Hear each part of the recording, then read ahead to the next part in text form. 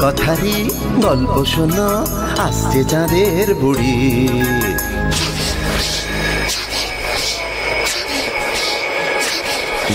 Magic man পৃথিবীতে সঙ্গে এলো তারি।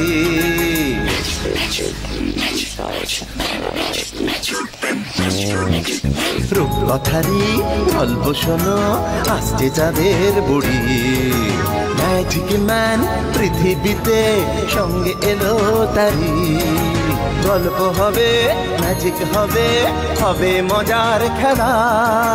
তোমরা যদি দেখতে চাও চলে এসো এই বেলা।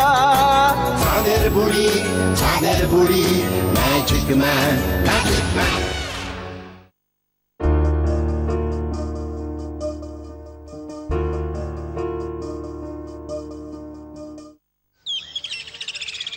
অনেক কাল আগে কনকপুর রাজ্যের পাশে এক জঙ্গলে বাস করত অজয় আর তার মা।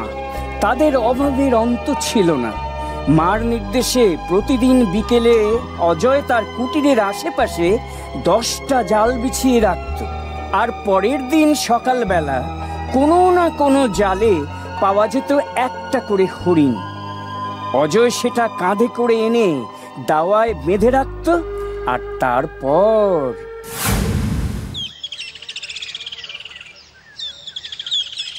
এসে গেছিস বাবা? হাত মুখ ধুয়ে বস, আমি মুড়ি এনে দিচ্ছি। এক্ষুনি তো আবার তোর সওদাগর কাকা এসে পড়বেন। কই গো মা জননী, আছো নাকি? ওই ওই তিনি এসে গেছেন। আসুন কাকা বাবু। বাবা বাবা, আজ তো বেশ নধর একটা হরিণ ফাঁদে পড়েছে। অজয়, তোমার এলেম আছে বলতে হবে। রোজ রোজ এমন হরিণ ধরে দিচ্ছ আমায়। বসুন কাকা বাবু, আমি জল বাতাসা আনি। না মা, আজ তাড়া আছে, হাটে যেতে হবে, অনেক কাজ আছে। এই পুটুলিটা রাখো, এতে চাল ডাল আর মুড়ি আছে। আমি কাল না হয় এসে বসবো। দাও বাবা, হরিণটা আমার হাতে দাও। আজ আমি আসি তাহলে।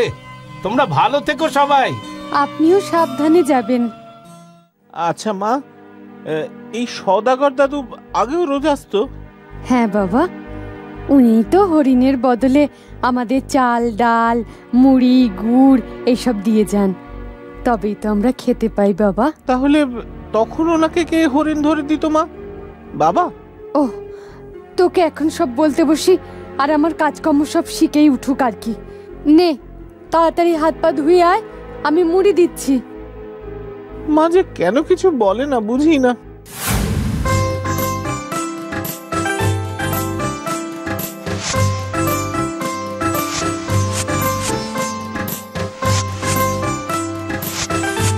অজয়, অনেক হয়েছে, এবার নাম, আমাদের বাড়ি ফিরতে হবে। আরে দাঁড়া দাঁড়া দাঁড়া, আর কটা পেড়ে দি, পাড়ার সকলকে আম খাওয়াস। না না, তাহলে মুশকিল হয়ে যাবে। আমরা রোজ রোজ জঙ্গলের এত ভেতরে আসি সেটা জানতে পারলে বাবা আস্ত রাখবে না। আরাম পারিস না ভাই, এবার নেমে আয়।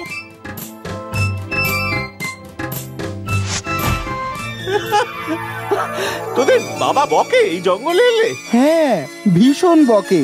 যদি আমরা জঙ্গলে হারিয়ে যাই কিংবা কোনো জানোয়ার যদি আমাদের ধরে, তাই। আচ্ছা অজয়, আমরা তো বারবার এখানে আসি তোর সাথে খেলতে। একদিন তুইও চল আমাদের গ্রামে, আমাদের সাথে হাটে ঘুরবি, কুমোরপাড়ায় কলসি গড়া, ঠাকুর গড়া এসব দেখবি। জেলে পাড়ায় জাল ফেলে মাছ ধরা দেখবি। তারপর গ্রাম পেরোলেই কনকপুর রাজ্যের মস্ত প্রাসাদ, সেখানেও তোকে নিয়ে যাব। কিরে, যাবি তো? আমি তো যেতেই চাই রে দিনু ভাই, কিন্তু মা যেতে দেয় না। কেন?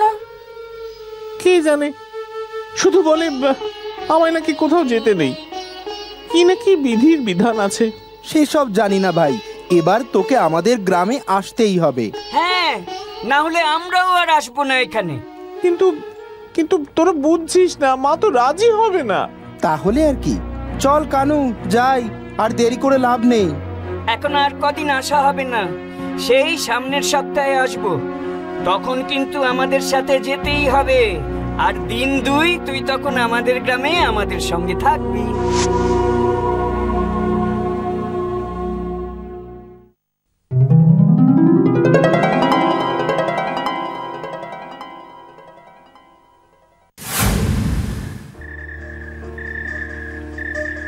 জানো মা, আজ দিনু আর কানু এসেছিল, আমি ওদের অনেক আম পেড়ে দিয়েছি গো। ভালো করেছিস বাবা। বাড়িতে নিয়ে এলি না কেন? বেলা পড়ে আসছিল যে, তাই ওরা চলে গেল। বলেছে পরের সপ্তাহে আসবে। আমাকে ওদের গ্রামের বাড়িতে নিয়ে যাবে বলেছে মা। হ্যাঁ, গ্রামের বাড়িতে নিয়ে যাবে? হ্যাঁ। না না না, তুই এখানেই ওদের সাথে খেলবি, ওদের গ্রামে যেতে হবে না। না মা, আমি যাব। এখানে সারাদিন আমার একদম ভালো লাগে না। ওরা আমায় কুমোর পাড়ায় ঘোরাবে, জেলে পাড়ায় ঘোরাবে, তারপর বলেছে জানো মা, আমাকে রাজপ্রাসাদে ঘুরতে নিয়ে যাবে। কি? না না, তোর কোনো মতেই ওখানে যাওয়া চলবে না। কেন? তুই তুই এখানেই খেলবি। তাছাড়া বাবা, রোজ তো তোকে জাল পাততে হবে। তুই কোনো মতেই এই বন ছেড়ে যাবি না বাবা। কিন্তু কেন মা? অত কথা বলার সময় নেই, তাড়াতাড়ি খেয়ে শুয়ে পড় বাবা, কাল আবার ভোরে উঠতে হবে তো। না মা, না, তুমি বলো কেন আমি যাব না। নাও নাও, এই আমি খাওয়া বন্ধ করলাম। দেখো দেখি, তুমি আমার না বললে আমি আর একটু খাবো না। এ তো আচ্ছা ঝামেলায় পড়লাম আমি, এখন কি যে করি। বলো না মা, ও মা, ও মা, বলো না কেন যেতে নেই, বলো না। ও মা, বলো না, বলো না। আচ্ছা ঠিক আছে ঠিক আছে, তুই আগে খেয়ে ওঠ, তারপর শোনাচ্ছি।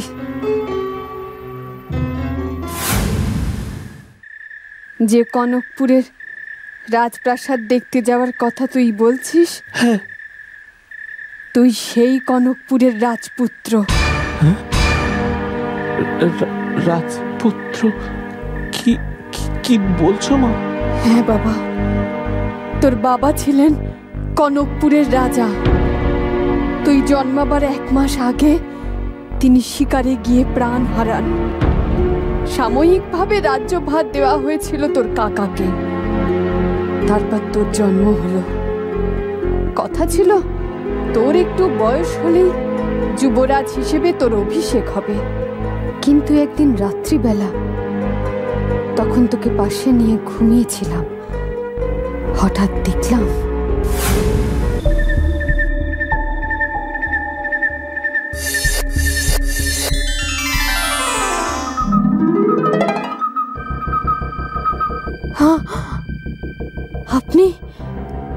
আপনি তো।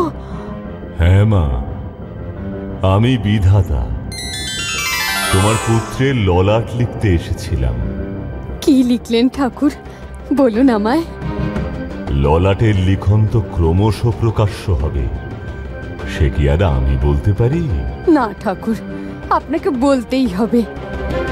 মহারাজ যাওয়ার পর এই সন্তান ছাড়া আমার আর কেউ নেই, তাই এর ভাগ্যে কি লিখলেন সেটা জানার জন্য মন বড় ব্যাকুল হচ্ছে। আচ্ছা বেশ, শোনো তো। তোমার স্বামী অর্থাৎ কনকপুরের মহারাজকে শিকারে নিয়ে গিয়ে হত্যা করেছে তারই ভাই। কি বলছেন ঠাকুর, এ যে অবিশ্বাস্য। তার রাজা হওয়ার লোভ, সে চায় সারা জীবন রাজা হয়ে থাকতে, তাই সে রাজপুত্র আর তোমাকেও হত্যা করার ষড়যন্ত্র করছে। তাই তার থেকে রক্ষা করার জন্য তোমার পুত্রের কপালে আমি জঙ্গলবাস লিখে দিলাম। তুমি আর তোমার পুত্র রাজ্যের বাইরে জঙ্গলে একটা কুটিরে বাস করবে। কিন্তু সেখানে তো কত হিংস্র জন্তু জানোয়ার আছে। চিন্তা করো না, তারা তোমাদের কোনো অনিষ্ট করবে না। কিন্তু ওখানে আমরা খাবো কি? সে ব্যবস্থাও আমি করে দিচ্ছি। প্রতিদিন কুটিরের আশেপাশে কিছু জাল পেতে রাখবে। রোজ একটা করে হরিণ তাতে ধরা পড়বে। এক সওদাগর এসে সেই হরিণ রোজ নিয়ে যাবে। সেই হরিণের বদলে তোমাদের চাল, ডাল, মুড়ি, গুড়, চিড়ে এসব দিয়ে যাবে। তোমাদের কষ্ট হবে ঠিকই, তবে তোমরা জীবিত থাকবে। তবে কি আমাদের এই দিন আর কখনো ফিরবে না? সে আমি জানি না মা। রাজপুত্র যদি সক্ষম হয়, তাহলে নিজের ভাগ্য সে নিজে গড়ে নেবে। আমি চললাম।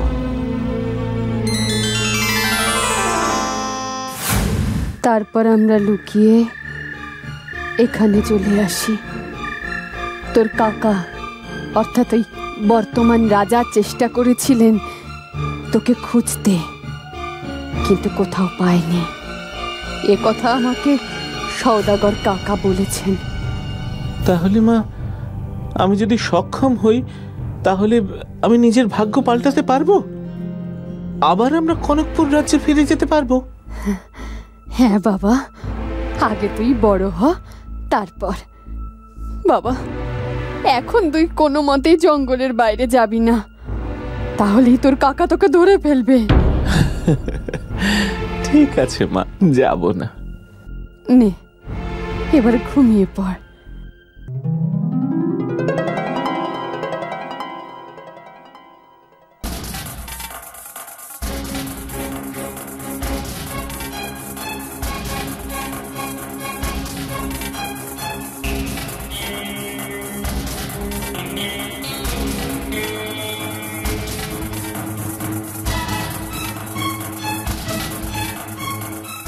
নিজের ভাগ্য কি করে আমি নিজে তৈরি করব? আচ্ছা, বিধাতা ঠাকুর বলে গেছেন যে রোজ একটা করে হরিণ জালে ধরা পড়বে। আচ্ছা, আজ বিকেলে তাহলে এক কাজ করব, 10টা জালের বদলে 3টে জাল পেতে রাখবো। দেখি কাল হরিণ ধরা পড়ে কিনা।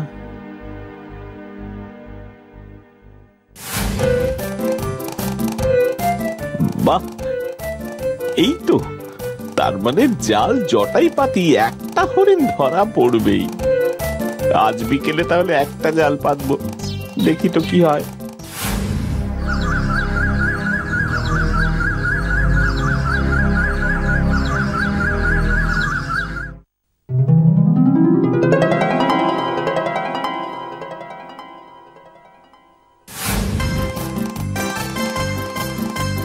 এই তো, এবার আমি বুঝেছি। এতদিন বোকার মতো 10টা জাল পাততাম, এবার থেকে একটাই পাতবো। দেখি বিধাতার বরে হরিণ গাছে উঠে জালে ধরা দেয় কিনা।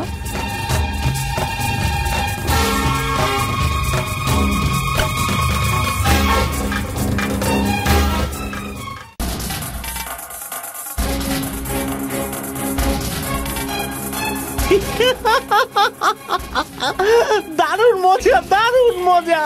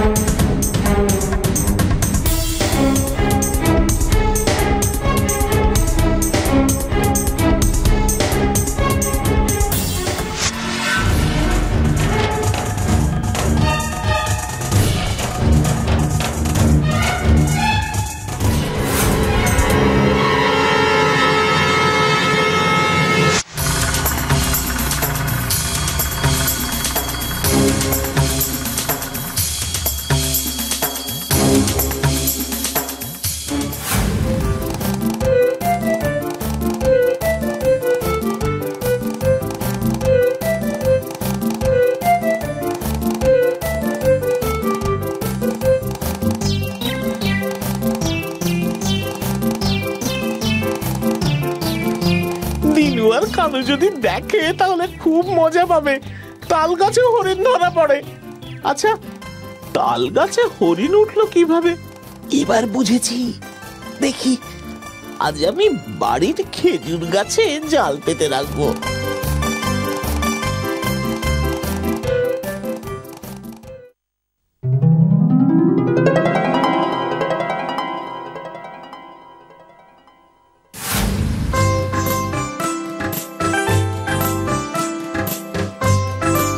এবার আমি তাকে হাতে নাতে ধরবো।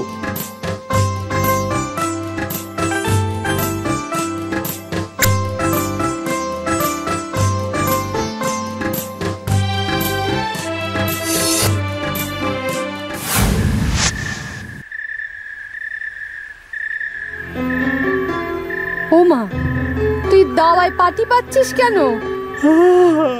ঘরে বড্ড গরম লাগছে মা, আজ রাতটা দাওয়াতেই শোবো। যা ভালো বুঝিস কর।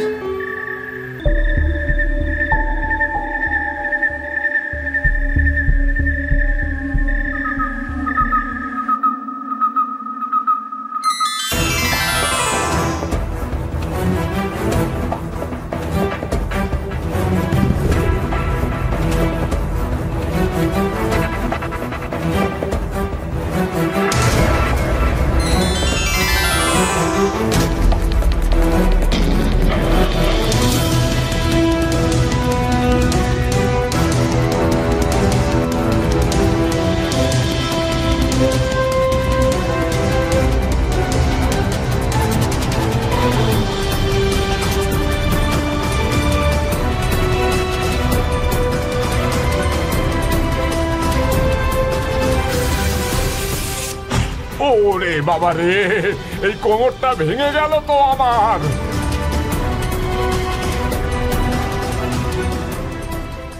ওহো, তাহলে তুমি রোজ আসো আমাদের হরিণ দিতে? তবে এটা তুমি কি করলে অজয়? জাল তো মাটিতে পাততে হয়, তুমি গাছের মগ ডালে জাল পাচ্ছ। 2-3 দিন আমার কি কষ্টই না হয়েছে গাছে উঠে হরিণ দিতে, আর আজ একেবারে খেজুর গাছে জাল পাতলে। আমার জাল আমি যেখানে খুশি পাতবো। বিধাতা ঠাকুর বলেছে রোজ জালে একটা হরিণ ধরা পড়বে, কিন্তু জাল যে মাটিতেই পাততে হবে তা তো আর বলেননি। ও বাবা অজয়, কি হলো রে? এত রাতে আবার কে এলো? হ্যাঁ ঠাকুর, আপনি? তোমার পুত্রের ললাটে লিখেছি রোজ জালে একটা করে হরিণ ধরা পড়বে, তাই আমায় রোজ হরিণ দিতে আসতে হয়। তবে ইদানিং তোমার পুত্রের কাণ্ডে আমার একটু স্বস্তিতে নিঃশ্বাস ফেলার জো নেই। রোজ রোজ গাছে উঠতে যে কি কষ্ট, অথচ তোমার পুত্র সে গাছেই জাল পেতে রাখে আমায় জব্দ করার জন্য। আর আমার মায়েরও তো কত কষ্ট তার বেলা। অমন কথা বলিস না বাবা, ইনি বিধাতা ঠাকুর, তোর ভাগ্য তো ইনিই লিখেছেন। প্রণাম করো ওনাকে। উনি প্রসন্ন হলে আমাদের দুঃখ দুর্দশা সব চলে যাবে। উনি প্রসন্ন হলে আমি আমার ভাগ্য নিজে তৈরি করে নিতে পারবো মা। অজয়, আজ আমি তোমার বুদ্ধির পরিচয় পেয়ে খুবই সন্তুষ্ট। আমি বিধান দিচ্ছি, খুব শীঘ্রই তুমি কনকপুরের যুবরাজ হিসেবে অভিষিক্ত হবে। নিজের ভাগ্য তৈরি করার সক্ষমতা তোমার আছে বাবা। কিন্তু ঠাকুর, মহারাজের ভাই? অনিষ্টকারী কোনোদিন শাস্তির হাত থেকে রক্ষা পায় না, তার উপযুক্ত ব্যবস্থা হবে। কাল সকালেই তোমরা তা টের পাবে। এখন তোমরা নিশ্চিন্তে ঘুমো।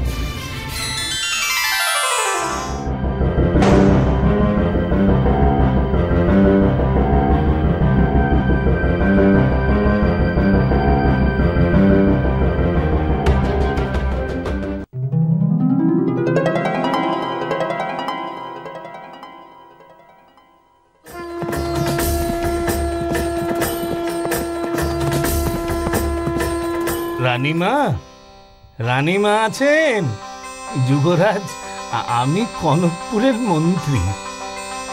মহামন্ত্রী আপনি? আপনি এসেছেন? হ্যাঁ রানীমা, আমি তো মহারাজের পিতার আমল থেকেই রাজ্যের মন্ত্রী। আমি সবই জানতাম, তবে আমার তো হাত পা বাঁধা ছিল, তাই সাহস করে এগিয়ে আসতে পারিনি। মহারাজের ভাই রাজ্যভার গ্রহণ করে শুধু অত্যাচারই করে গেছেন। আস্তে আস্তে মানুষরাও তার উপরে ক্ষেপে উঠেছিল। কাল মাঝরাতে তাকে আর তার অনুচরদের কারাবন্দী করা হয়েছে। সবই অবশ্য বিধাতা ঠাকুরের নির্দেশে। তিনি আমায় পাঠিয়েছেন আপনাদের রাজ্যে ফিরিয়ে নিয়ে যাওয়ার জন্য। চলুন রানীমা, ফিরে চলুন। সেখানে অজয় যুবরাজ হিসেবে অভিষিক্ত হোক, আর ওর সাবালক হওয়া পর্যন্ত আপনি রাজ্যপাট সামলাবেন। ঠাকুর আমাদের কথা শুনেছেন অজয়। এবার আমাদের দুঃখের দিন শেষ।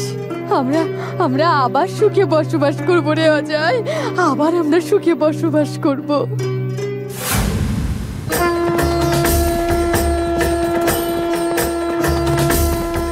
দিনু, দিনু কানু, দিনু কানু, রথমা রথমা রথমা।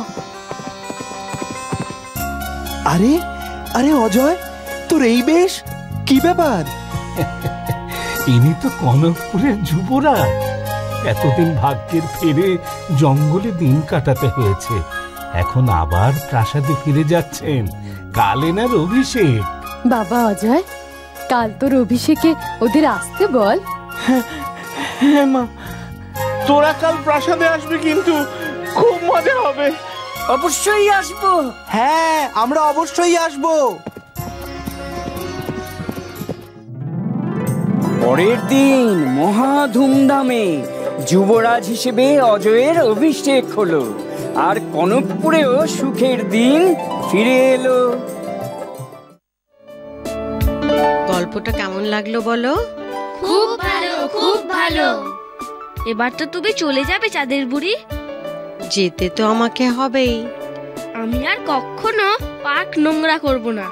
জানি তো সোনা, তোমরা সকলেই গুড বয়, গুড গার্লস।